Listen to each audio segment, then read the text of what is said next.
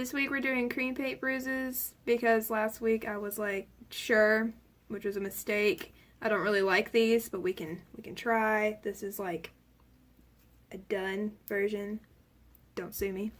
So the materials you're gonna need is this Q-tip, these paper towels, the cream paints I got at Walmart because I'm a cheap hoe, and then yeah, that's it. So I'm finished this bruise just as like an example. I hope you can see this. This is really difficult, but whatever. We're gonna keep going. So step 1, make sure your surface is clean. Step 2, just add some red. Oh, you also need a stupid sponge. Here we are again with the stupid sponges. You just start going in a general area. I don't know, make it some weird shape. Just don't make it an inappropriate shape.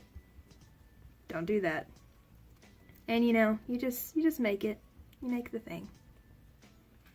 Start putting red towards the center of the bruise because bruises are usually worse in the middle. Just keep going around in circles like you just don't care. I'm doing water activated paints next week because I hate myself, and they're also from Walmart because I hate myself even more than I thought I did.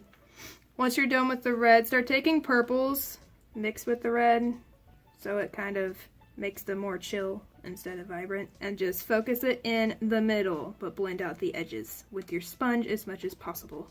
Once you have a purple layer on, add more red because red is your friend when you're making realistic bruises.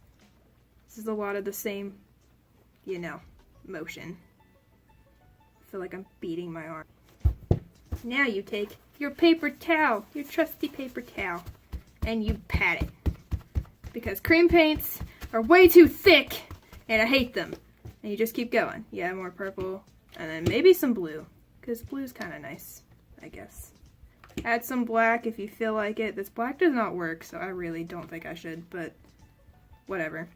I'm gonna add more purple, because it's not dark enough in the middle. That irritates me. Cream paints tend to take, like, whenever you add another layer, it'll take up what you just put down because cream paints are stupid. So that's okay for a bruise. And then you just kind of pat it. You just keep doing this over and over and over and over and over again until you're freaking tired of it. And then you blend out the edges. You can do this with your fingers or the sponge. I tend to use my fingers just because it looks better, and then use the sponge.